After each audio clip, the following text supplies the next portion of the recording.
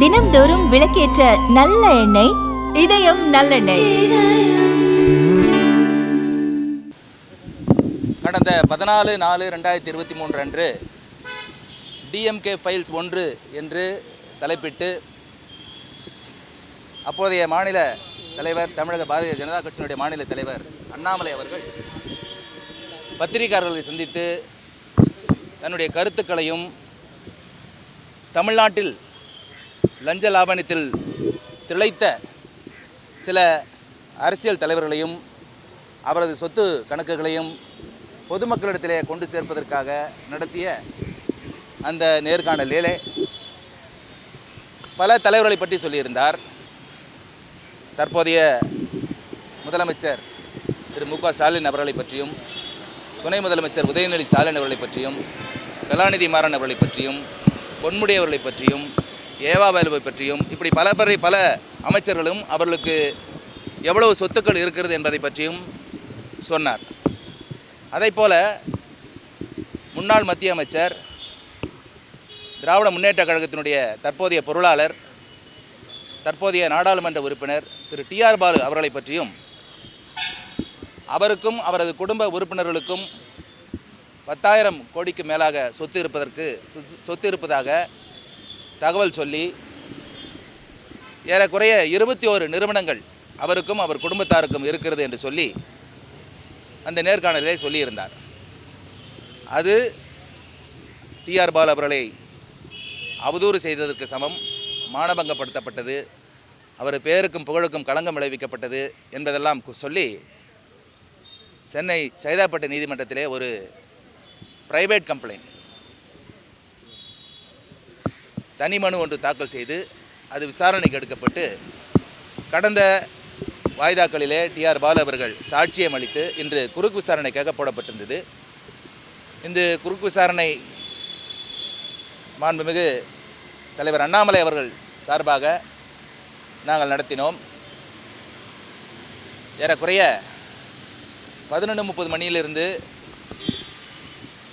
2:15 மணி வரை அந்த குறுக்கு விசாரணை சென்றது. பல கேள்விகள் கேட்கப்பட்டது. அண்ணாமலை அவர்கள் தொலைநோக்கு பார்வையுடன் யாரையும் புண்படுத்தும் விதத்தில் அந்த பத்திரிகையாளர் சந்திக்கவில்லை. மாறாக இந்திய அரசியலமைப்பு சட்டத்திலே கொடுக்கப்பட்ட அந்த உரிமையின் அடிப்படையிலே ஒரு அரசியல்வாதி ஒரு மாநிலத்தினுடைய கட்சியினுடைய ஒரு தலைவராக பொதுமக்களுக்கு சென்று சேரக்கூடிய வகையிலே அந்த சந்திப்பை நடத்தினார். குறிப்பாக இவரை அவதூறு செய்ய வேண்டும் என்ற எண்ணம் அவருக்கு இல்லை. அவர் குறிப்பிட்டது போல 10,000 கோடிக்கும் அதிகமான சொத்துக்கள் அவருக்கும் அவர் குடும்பத்திற்கும் இருக்கிறது என்பதை மினிஸ்ட்ரி ஆஃப் கார்ப்பரேட் அஃபேர்ஸ் என்ற அந்த அமைச்சகத்திலிருந்து வலைதளங்களிலிருந்து எடுக்கப்பட்ட ஆதாரங்களை அடிப்படையிலே இன்று அவர் குறுக்கு விசாரணை செய்யப்பட்டார். திரு டி.ஆர். பாலு அவர்கள் வருகின்ற 13/10/2009 ஒத்திவைக்கப்பட்ட இந்த வழக்கில் மீண்டும் ஆஜராகி தொடர்ந்து குறுக்கு விசாரணையில் ஈடுபடுவார். இந்த வழக்கு விசாரணைக்காக அவரை குறுக்கு விசாரணை செய்வதற்காக இன்றைய போதிய நேரமின்மை காரணமாக ஒத்திவைக்கப்பட்டிருக்கிறது. மீண்டும் இந்த வழக்கு விசாரணைக்கு எடுத்துக்கொள்ளப்பட்டு அவர் குறுக்கு விசாரணை செய்யப்படுவார்.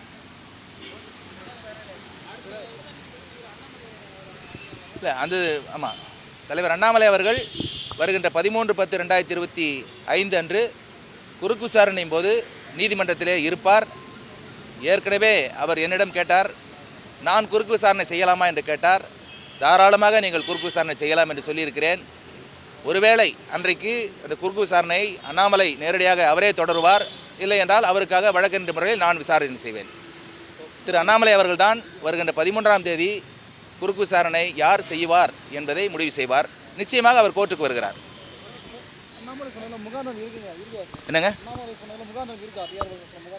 வலைத்தளங்களில் என்ன சொத்து மதிப்பு குறிப்பிடப்பட்டிருக்கிறதோ அதை அப்படியே நீதிமன்றத்தில் தாக்கல் செய்திருக்கிறார். அதன் அடிப்படையில் தான் பத்திரிகையாளர்களை சந்தித்து இத்தனை 1000 கோடிக்கு சொத்து இருக்கிறது என்பதை சொல்லியிருக்கிறார். மற்ற யாரும் இதில் குறிப்பாக கவனிக்கப்பட வேண்டியது என்னவென்று சொன்னால், மற்ற யாரும் அவதூறு வழக்கு தாக்கல் செய்யவில்லை. திரு டி.ஆர். பாலு மட்டும் அவர்கள் மட்டும்தான் தாக்கல் செய்திருக்கிறார்.